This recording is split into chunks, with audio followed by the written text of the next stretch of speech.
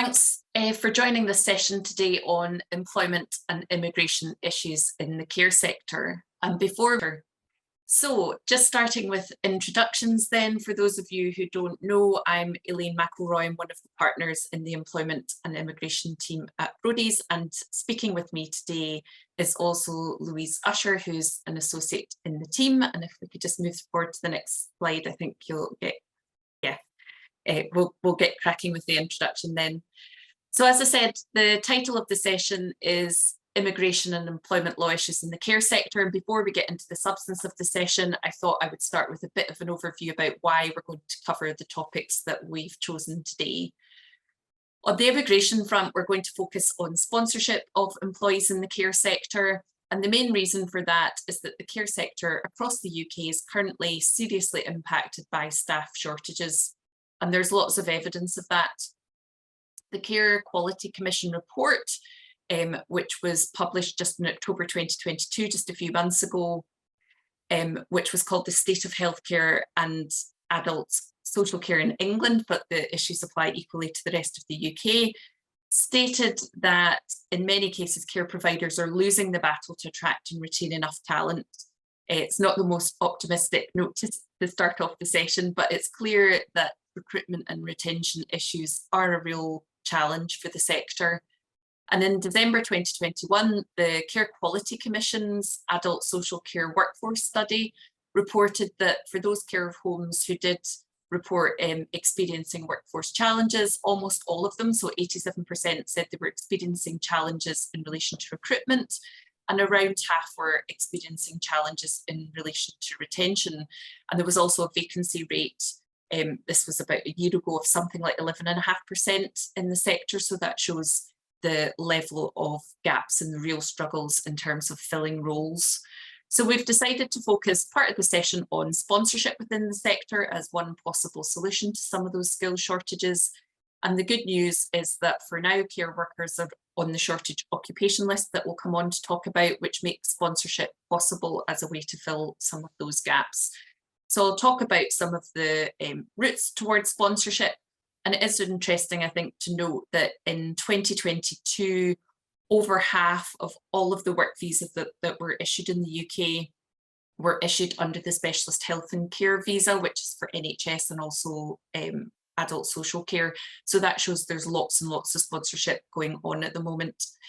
And I'll also briefly touch on right to work in the immigration part. But the first part of the session is going to be delivered by Louise, and that's going to be focusing on the HR and employment law issues for the sector. So Louise is going to touch on three areas which impact the care sector. There's always a lot happening in employment law, so we could have picked others, but we thought that these were hopefully useful and relevant. Because the care sector is an industry with many employees in irregular working patterns and shifts, Louise is going to touch on a key case on holiday pay, which impacts those who work irregular hours. She'll also touch on flexible working as a day one right. That's a significant change that's going to come into place in the coming months, and which also impact the sector, who have lots of people, I think around a quarter, working flexibly, and that trend is set to continue. And then she'll finish off by touching on managing long COVID as one type of long-term absence.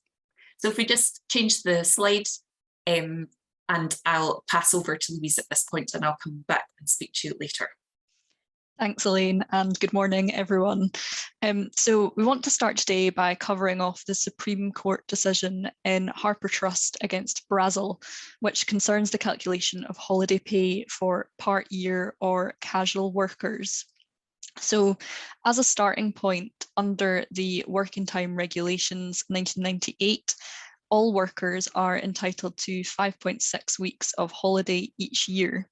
The holiday entitlement can be prorated for part-time employees, but the Working Time Regulations makes no provision for prorating for employees who only work for part of the year. So for example, employees that are on a permanent 0 hours contract, but are only required for a month or two at a time. Or another example would be in the education sector, where, for example, some employees are only required during term time. Now, under the relevant legal provisions, holiday pay for someone with no normal hours of work is based on their average pay over a 52-week reference period immediately before the holiday is taken. That used to be 12 weeks up until April 2020, but is now a 52-week reference period. You generally ignore weeks where there's been no work or no pay and bring earlier weeks into account. So I think it's probably worth saying at the outset that this is a notoriously difficult area. Calculating holiday entitlement and pay for casual workers with no set hours is something that is really very difficult. Before the litigation in this case brought the topic into the spotlight, ACAS were recommending that casual workers accrue statutory holiday entitlement at the rate of 12.07% of hours worked. And that method aimed to ensure that casual workers would build up holiday entitlement in the same proportion to hours worked as a standard worker. And it's no doubt a method that a lot of you will have used in the past for calculating holiday entitlement. However, there isn't a basis for that set out in the working time regulations, and that's what was really brought to light in the Brazel case. So Miss Brazel was engaged by the Harper Trust on a permanent 0 hours contract as a visiting music teacher. She only worked during term time, and her working hours varied to cater for the changing number of pupils that required tuition each week. She was paid an agreed hourly rate each month for the hours worked in the preceding month. She took her annual leave during the 3 school holidays when she wasn't teaching, and the trust made payments for her leave at the end of each school term, calculated as 1/3 of 12.07% of her earnings in the previous term. She claimed that she was being underpaid for her holidays. She asserted that she was entitled to receive 5.6 weeks holiday in accordance with the legal rules for workers with no normal hours of work. And she said that her holiday pay should be based on her average pay during working weeks, and that the 12.07% calculation had no basis in law.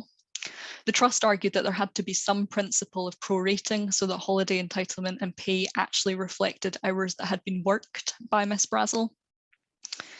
The Employment Tribunal dismissed Miss Brazel's claim, but the Employment Appeal Tribunal and the Court of Appeal both agreed with Miss Brazel. The trust appealed to the Supreme Court, and at that point ACAS withdrew their guidance, suggesting that the 12.07% calculation was the way to go. The Supreme Court have now upheld the decision of the EAT and the Court of Appeal, finding in favour of Miss Brazel.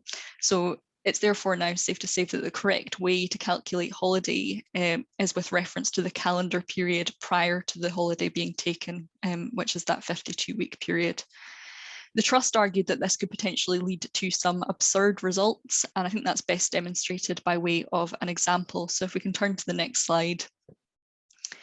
If as a care home, you are employing an employee on a casual 0 hours basis. They have a permanent contract which doesn't have an end date. If you call in that 0 hours employee to plug a gap that might have been brought about as a result of sick leave of one of your other permanent employees, and that employee then works full time for a period of 2 weeks, they might then not be required again for a number of months. And say in 4 months' time, they are then called back in to work for a further 2 weeks, again on a full-time basis. So in this example, even though the employee has only worked for 4 weeks and is only entitled to 4 weeks' wages, he would be entitled to a full annual entitlement of 5.6 weeks of holiday. Now, in practice, employers might seek to circumvent this impact by utilising short-term assignments rather than permanent casual contracts, so that when the assignment comes to an end, so too does the wider employment relationship. And that would mean that a worker would no longer accrue holiday pay, and any accrued holiday pay could be paid on termination of the short-term contract.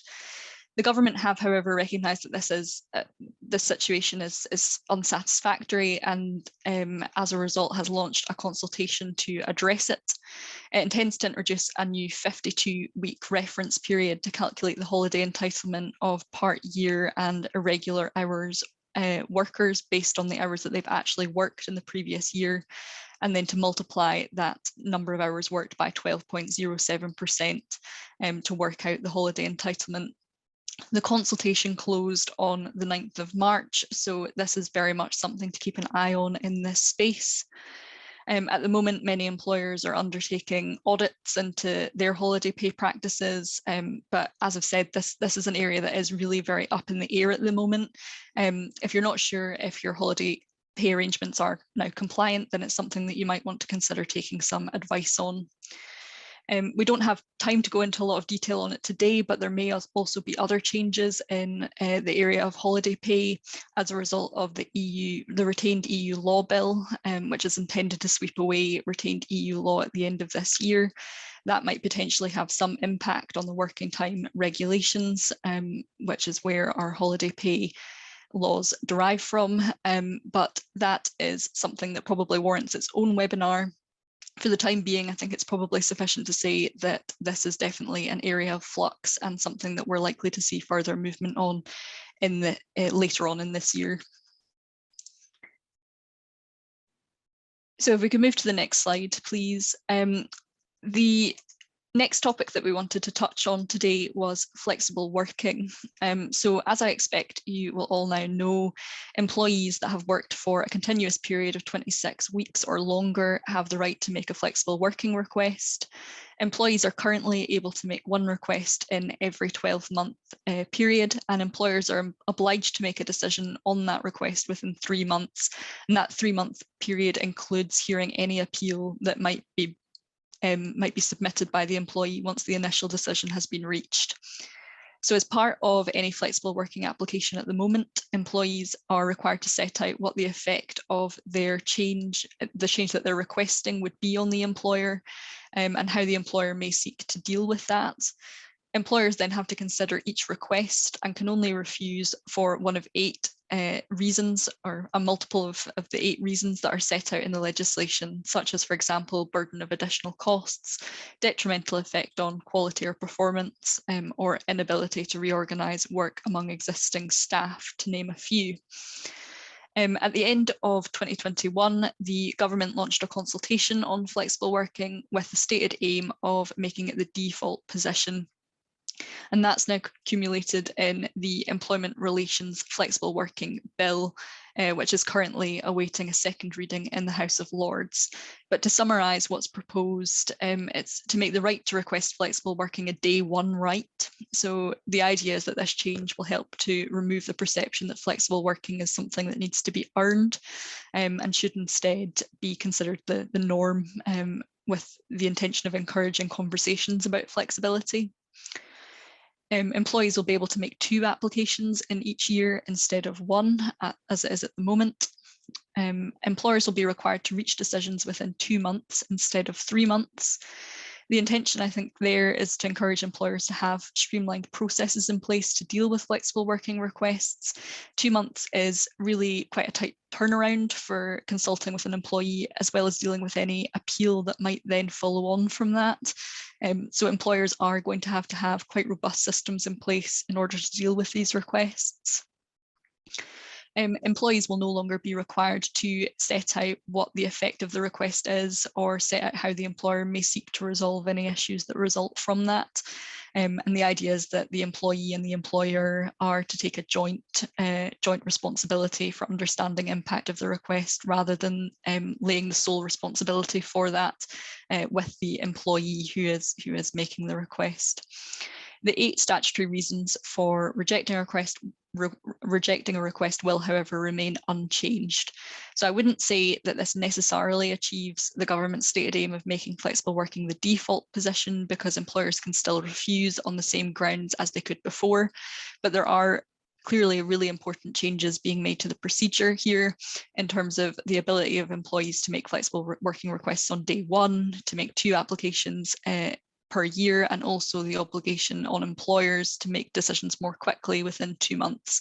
So again, it's definitely something to look out for later this year. If we could turn to the next slide, please. Another bill that we wanted to touch on that's currently working its way through Parliament is the Workers' Predictable Terms and Conditions Bill. So at present, there's no statutory right to request a more predictable working pattern. But under this new bill, a worker may apply to their employer for a change in terms and conditions of employment if they currently have an unpredictable work pattern. which I anticipate is something that will be really relevant in the care sector. There's no definition of predictability in the legislation, but it's likely that it's intended to cover those working on 0 hours contracts or casual workers. It would also be a day one right, and employers would be obliged to reach a decision within 1 month, beginning on the date on which the application is made. Employers will be able to refuse a request for one of 8 reasons which are set out in the legislation and are broadly similar to those which are found when refusing a flexible working request, such as, for example, detrimental effect on the employer's ability to meet customer demand. So it's the same really. In some sectors, employers may be able to point to one of those statutory reasons for refusal if there are clear reasons why it's necessary to retain that flexibility in terms of staff work patterns. However, the introduction of this legislation means that it will be necessary to have new processes in place for dealing with these requests. So again, it's definitely something for HR professionals in the care sector to be thinking about. The final topic that I wanted to touch on today is long COVID. So research has found that social care staff have been worst hit by long COVID amongst occupational groups in the UK. The figure, according to the Office for National Statistics, currently stands at 5.47% of the sector.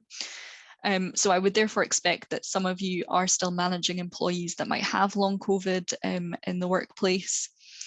And I think the first thing to say about that is that it's now been established in some first instance decisions that long COVID may, in some circumstances, amount to a disability for the purposes of the Equality Act 2010.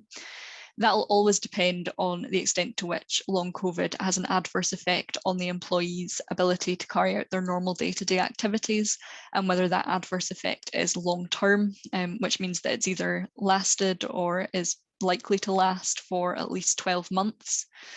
So it's really something that does depend on the circumstances and the symptoms that the individual employee has, but it is certainly something that's capable of amounting to a disability.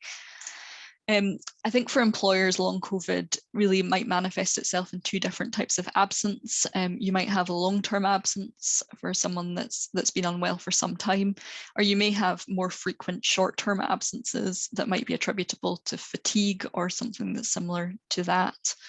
In either case, it's likely to be advisable to take occupational health advice on any reasonable adjustments that can be implemented. If the absence is frequent but short term, it may, for example, be appropriate to consider adjusting any absence triggers in those circumstances, depending on the level of absence that can be sustained by your business. ACAS have produced guidance on what employers should do when dealing with long COVID, such as agreeing how and when to make contact during any absence, making sure that work's covered appropriately whilst employees are off, and talking about ways to support employees with return to work when and where possible. The advice in that regard isn't really any different to the way that you would approach any other long-term absence or short-term absence where there may be a potential underlying disability, but it is about being live to the fact that this is definitely something that could potentially be covered as a disability under the Equality Act. Ultimately, if you get to a stage where the employee is unable to do their job, then you might eventually have to consider dismissal on grounds of capability. It will, of course, be important to follow a fair process in doing that. So getting any up-to-date medical evidence, consulting with the employee about their views on their ability to return to work and carry out their duties before reaching any decisions in that on the future of their employment. I'm now going to pass back to Elaine, who is going to talk about sponsor licenses. Thanks, Louise. Yeah, as I said at the start, I'm going to focus the immigration part of the session on sponsorship, because that's one of the possible solutions to the sort of skill shortages. So if we just move to the first slide, please. So starting with why you might want to have a sponsor license, and I thought it might be helpful to look at the sort of general trend across the UK. So in January 2023, just a couple of months ago, there were 60,000 organisations across the UK who now have a sponsor licence, and that's approximately doubled since 2019. In the intervening period, I guess we've had Brexit, which caused a lot of employers and organisations to go out and get a sponsor licence because of the end of free movement. And we've also had COVID, which has impacted skill shortages for lots of different sectors. So the general trend is towards lots of employers getting a sponsor licence so they have the ability to sponsor if they need to. And having it there is a really useful thing. If you don't have one, I know lots of the people on this call have one already, but if you don't, it can be useful to have in place, because if not, it can take a while to get one in place if you do then want to sponsor someone. Care providers can of course apply for a sponsor licence in the same way as any other employer, and lots have been doing that since care workers, etc., were added to the shortage occupation list. There's been a bit of an uptick in terms of people going for those. Often, one factor that puts people off sponsorship, and some employers decide that they don't want to do it, is because they think the costs are going to be really expensive. Today we'll cover what some of the actual costs look like and some concessions and exemptions, etc., that are available. But often we find that actually when people look at the figures, the costs are not as high as they think. And also we'll cover which costs must be borne by the employer and which ones can be borne by the staff themselves, because that can make a difference in terms of what the actual burden of costs are for the employer. The good news is that the process of sponsoring somebody is much more straightforward than it used to be. At the end of the Brexit transition period, when the new points-based system came in, the resident labour market test was scrapped. That made it much faster and more straightforward and more certain to sponsor people. So that's been really good news. And the immigration cap was also done away with in terms of capped numbers of people that could be sponsored. So that's made it simpler in terms of process, also faster, and again, more certain. And also there was approximately a doubling of the range of jobs that were suitable for sponsorship when that new points-based system came in. So that's another reason why we've seen a growth in terms of sponsorship and lots of employers getting onto that sponsor register. So if we just move on to the next slide, I thought I would cover briefly the process of applying for a sponsor licence for anyone who doesn't have one. We won't go into this in lots of detail. We've got whole separate sessions on that if you want, but just briefly in terms of the steps, if you are thinking of going for a sponsor licence, you need to identify who are going to be the key personnel for the purpose of your licence. Those involve picking your authorising officer, so that's the most senior person who's going to have some oversight over the compliance side of having the sponsor licence. You'll have to decide who's going to be the key contact with UKVI and who's going to be a level 1 user, and that's somebody who will have login access rights to actually use the system. And all of those 3 roles can also be fulfilled by a single person, albeit that you might want to have some backups available in case somebody's off sick, etc. The authorising officer is the person that completes the online sponsor application form.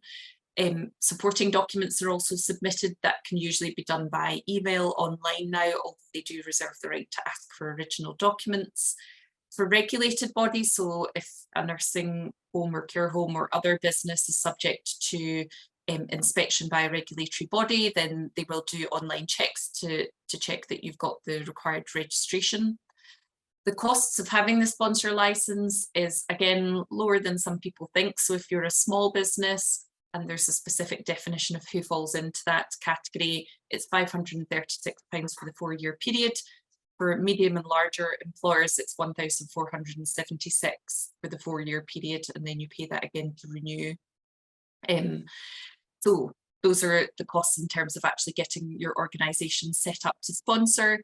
In terms of timing, we would say allow at least a couple of weeks to pull together your online application and the supporting documents.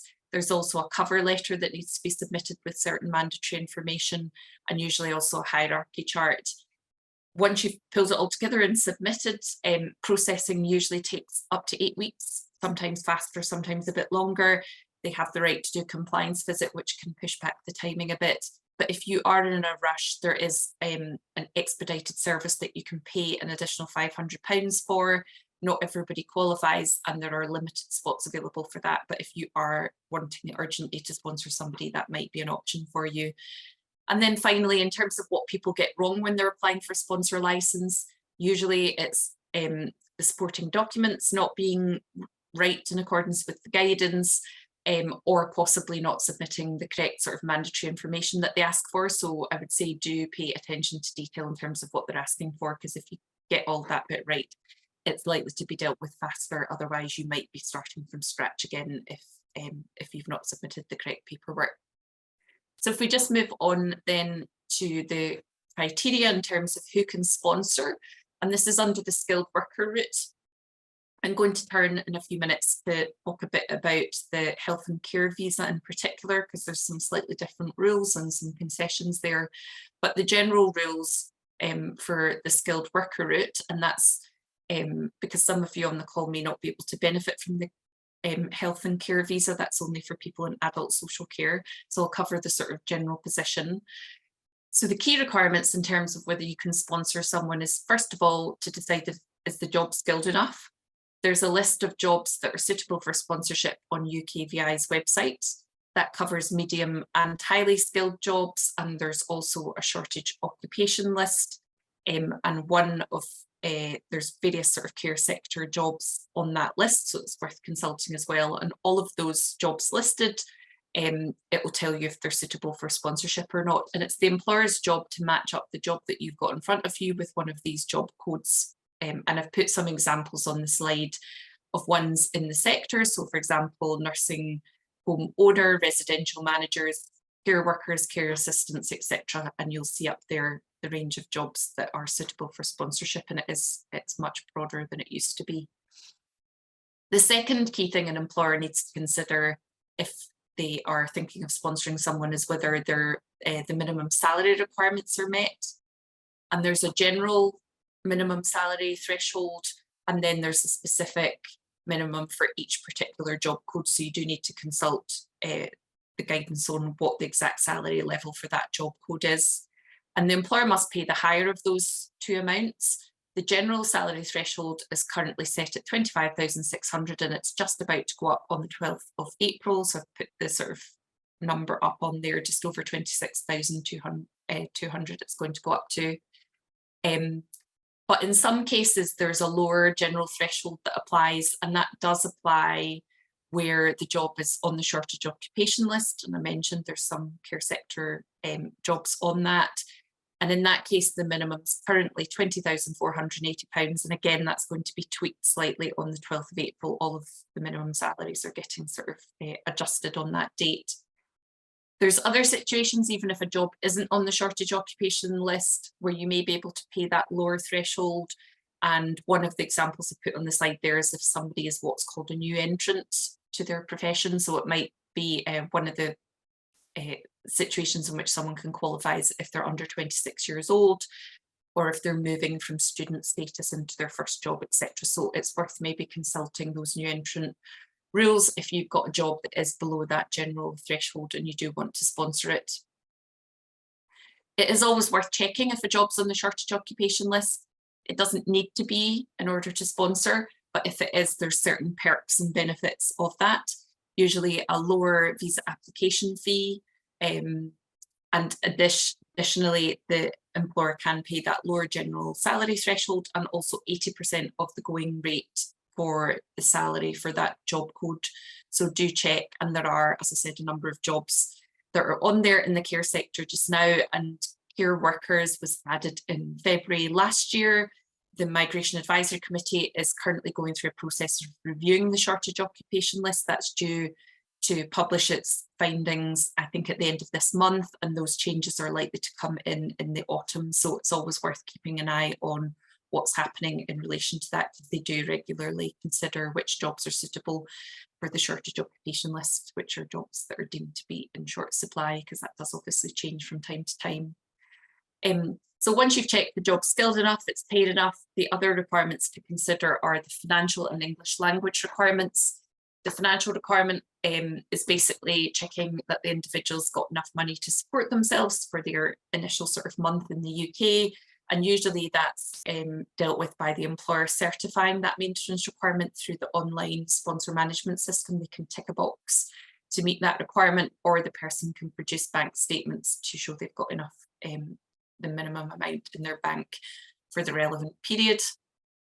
The English language requirement can be satisfied in a number of ways, either through the person's nationality, where they would just produce a passport, or they might sit an English language test, or alternatively, if they've done a degree that was taught in English, that's the third way to satisfy it. But overall, the skilled worker route is much more straightforward, as I said, than it was before. There's no advertising, no resident labour market test, no requirement to show you can't find the person in the local market by advertising, and there isn't now a cap in terms of the numbers, so faster, more streamlined and straightforward than it used to be. If we just move on to the next slide then, just to highlight some of the costs, because as I mentioned, sometimes there's a bit of a misconception that sponsorship is much more expensive than it is. The employer does have to pay the certificate of sponsorship fee, so each person that you sponsor, you would pay that £199. The employer also has to pay the immigration skills charge, which is effectively a type of tax on the employer for each person that you sponsor. That's either £364 if you're a small employer. If you're medium or large, it's £1,000, and that's per year of the visa.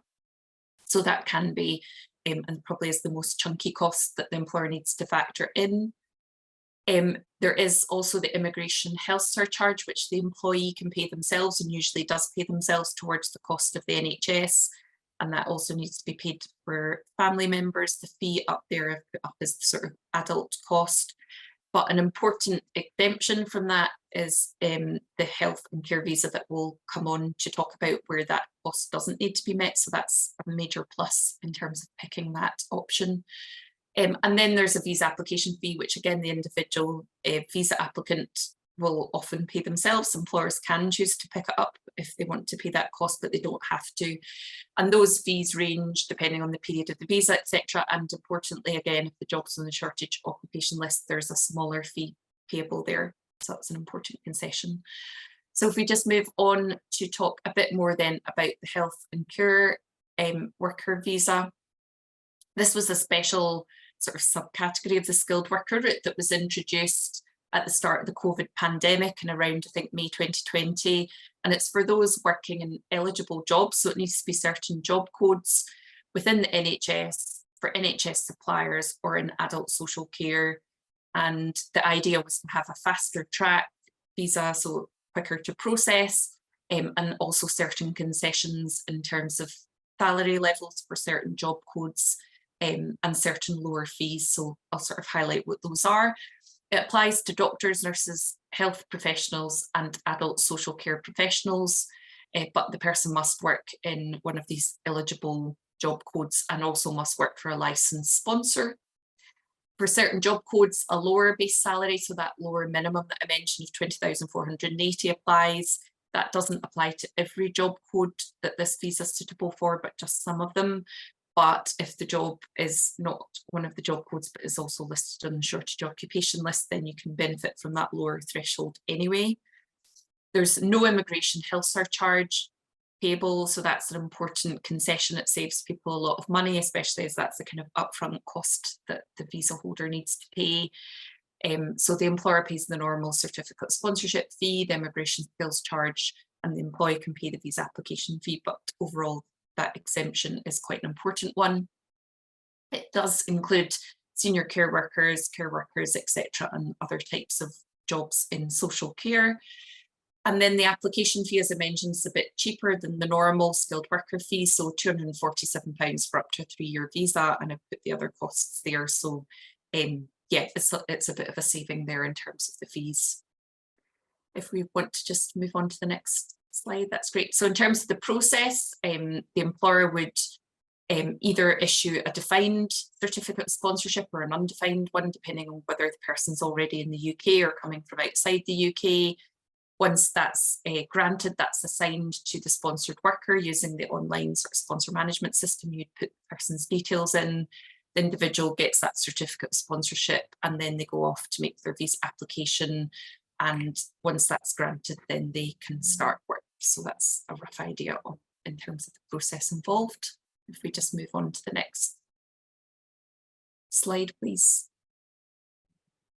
Yeah, just to mention some other things to think about. Some people may need a TB test depending on which country they've been living in. Other people likely to need criminal record checks if they're applying from outside the UK. Depending on their age, I've put the requirements up there. If they're under 28, they would need to provide a certificate from any country they've stayed in for 12 months or more since turning 18. If they're over 28, the requirements are different, and the certificate should be applied for in the country or relevant UK embassy, and there's more details in the policy guidance about that. If we just move on to the next slide.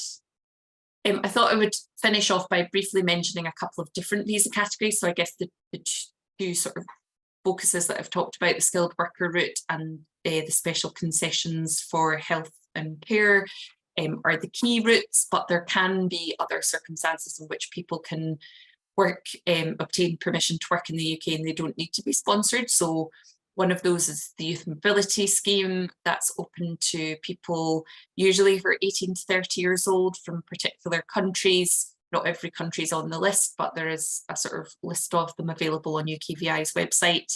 There's new arrangements for those coming from New Zealand, where they can be up to 35 years old and still come to the UK. And they can usually stay for 2 years, or in some cases 3 years, and they have permission to work, and they could move into a different visa route at the end of that period. So that's something to think about, especially for employers that don't have that sponsor license but still want to hire overseas workers.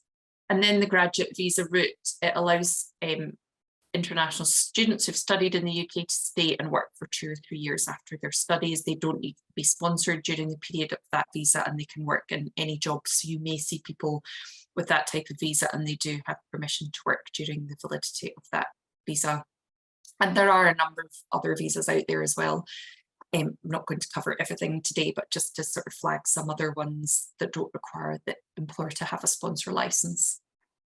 If we just move on, then I mentioned at the beginning I was going to sort of finish off with just some recent changes in right to work checks, because these cover every employer.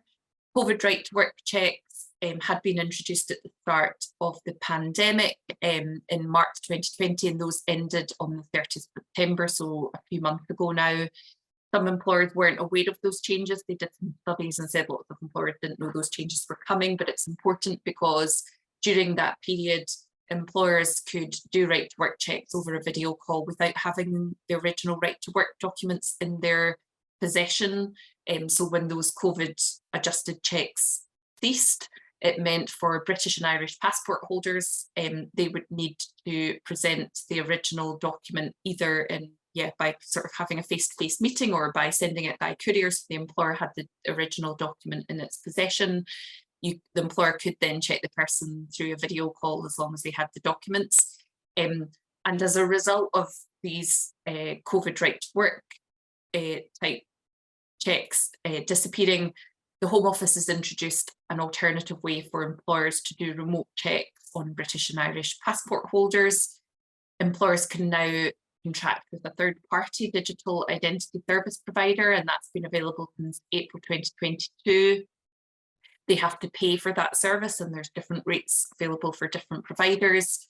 The employer still needs to carry out part of the check, so it's not possible to contract out all of that process. The employer still needs to carry out what's called an imposter check, which involves checking that the appearance of the person who shows up for work matches with the identity check that's been carried out. But it does mean the possibility of not having to have the documents in your possession for British and Irish passport holders. For people with other types of visa, etc., online checks may well allow remote checking of document of somebody's permission to work. And then finally, just to mention that right to work guidance for employers changed again in February 2023. It's changed lots and lots of times over the past few years, so do make sure you're using the latest guidance if you're carrying out right to work checks. So I think if we just move on, I think it's to the questions and answers session at this stage. Please do add any questions that you've got to the Q&A box, or if you want to message us after the session, you can do that as well. We've got 5 minutes left. Louise, have you got any questions coming through just now? Yes, I've got one here about if you're a sponsor, does that mean that the youth mobility and graduate visas are not open to you?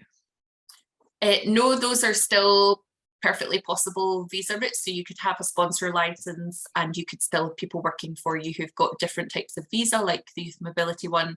It's just that in many cases, if an employer's got the sponsor license, that will be their go-to that they might use. But no, absolutely, you can always sponsor people and have people on youth mobility visas or graduate route visas. And I guess the benefit of youth mobility visas, for example, is the employer doesn't usually pay any of the costs. The person already has their visa and comes with that permission and can just work for you. So the employer's got fewer responsibilities and less cost usually. So it's often a good thing. Great. Someone else has asked, for right to work checks using a third party provider, where can I find out who provides these services and what the costs are? So there's a list of people these digital service providers on UKVI's website. So if you search, there's a list of ones that are recognised by the Home Office, they've been vetted, etc., as suitable to provide the checks. So lots of big organisations' names on there. And as I said, the actual costs involves contacting those organisations and asking how their pricing works. So they will charge you a fee for doing these checks on your behalf, but lots of bigger employers especially, or people with lots of different locations, are moving towards using those providers, so you can contact them and ask. Okay. We've had 2 requests for copies of the slides, which I think are circulated after the webinar as well, so everyone will get a copy of those.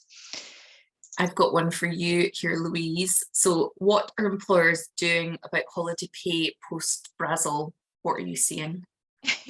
So I think a lot of employers, because it is an area that is very much in a state of flux, we know there's going to be further changes coming down the track, but I think it's something that you know, a lot of employers are trying to get their head round at the moment, so might be seeking advice on whether what they're doing at this stage is compliant. Some may take a view on that after they've had the advice, essentially, on whether they're going to wait and see what comes out of, you know, legislative changes later this year. But certainly I think it's something that a lot of employers are trying to grapple with at the moment. And as I said during my part of the presentation, it may well be something to take advice on if you're not sure about whether you are currently operating your holiday pay in a compliant way.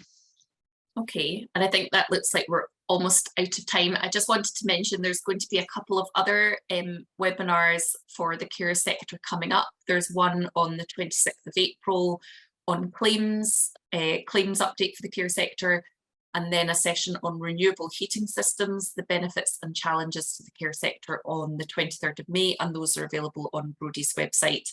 And you should get a feedback, so thanks all for joining. Thank you. Thank you.